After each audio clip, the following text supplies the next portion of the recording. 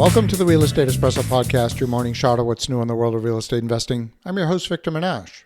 On today's show, we're talking about one of the recent announcements out of the White House. The Republican Party is known for being conservative, fiscally conservative, socially conservative, maybe even religiously conservative, and so on. Well, the latest salvo from the White House is to ban large institutional investors from gobbling up single-family homes. Now, conservative values are based on free markets. The solution to the cost of housing is not to artificially reduce demand. Imagine for a moment that government stepped in to reduce the cost of a burger at McDonald's by barring people above a certain income level from buying a Big Mac.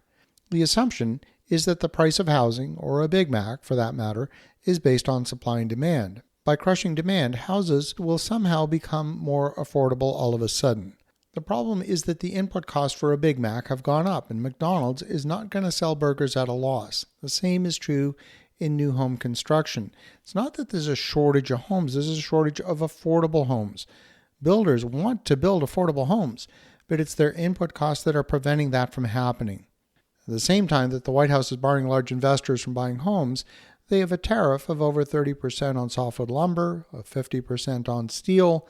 Somehow, it's the greedy home builders that are to blame for the high cost of housing. It is true that in some markets during periods of slow demand, 20 to 25% of home purchases have been led by institutional buyers. Now, when we look at the market as a whole, institutions currently own about 2% of the housing stock in the U.S. In some markets that's higher, maybe in the 3 to 4% range, but as an overall percentage, we can argue whether that's concerning or not. From a pricing standpoint, I personally don't have a problem with an institutional buyer having demand for single-family homes. From a practical standpoint, maybe from a community standpoint, I'm not a huge fan of large corporate ownership in residential communities. It does change the culture in those communities and makes established neighborhoods more transient. But this show is about investing and not social issues. There is, of course, as well the build-to-rent phenomenon. Detached single-family rentals are only a small subset of detached single-family homes because most of the detached homes are owner-occupied rather than rented. If large investors own roughly 2% of the single-family rental stock nationwide and single-family rentals themselves are a minority of all detached single-family homes, then the large corporate owners end up somewhere between 1 to 2% of the entire detached single-family home universe. Build-to-rent communities are even a smaller fraction of the single-family rental market. It's about 1.5% of detached rental units, or roughly 350,000 homes in the last couple of years. So excluding these doesn't materially change the national percentage, but it does matter when you start to look at some of the Sun Belt metros where build-to-rent is more concentrated. Now, build-to-rent communities are conceptually the same as a multifamily apartment complex because they tend to be self-contained. They're within a gated community, they're amenities rich, they're similar to an apartment complex, but just with a physical layout of detached homes or townhouses instead of apartments. It looks like the built-to-rent space is not a target of the White House action, as these communities are in fact purpose-built.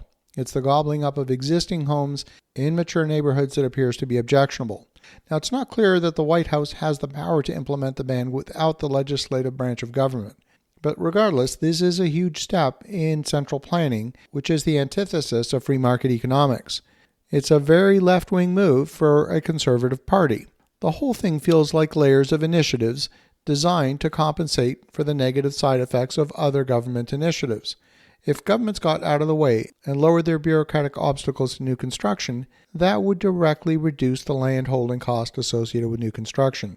These costs can increase the cost of a project by several percentage points depending on how long the project takes to get entitled. The argument is that housing prices are high because we have a shortage of homes in the U.S. Now, I personally disagree with that assertion. The U.S. has about 142 million housing units, and about 14.8 to 15.1 million units are vacant in a typical year.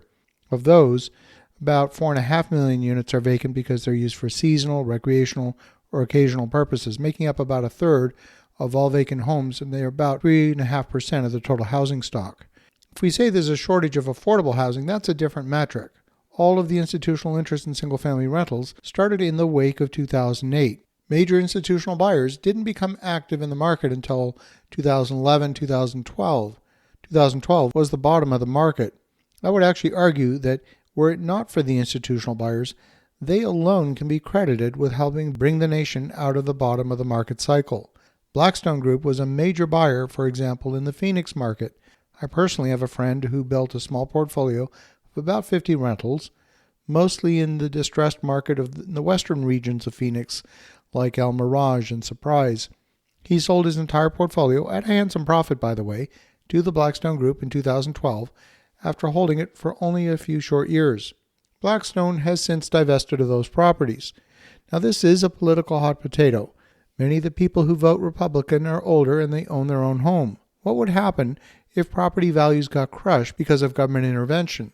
The government is clearly walking a tightrope where on the one side, they need to be seen as making housing more affordable while not causing property values to fall. They want to make new housing more affordable while at the same time raising tariffs on materials used to manufacture a home. Sometimes these contradictions are hard to resolve. As you think about that, have an awesome rest of your day. Go make some great things happen. We'll talk to you again tomorrow.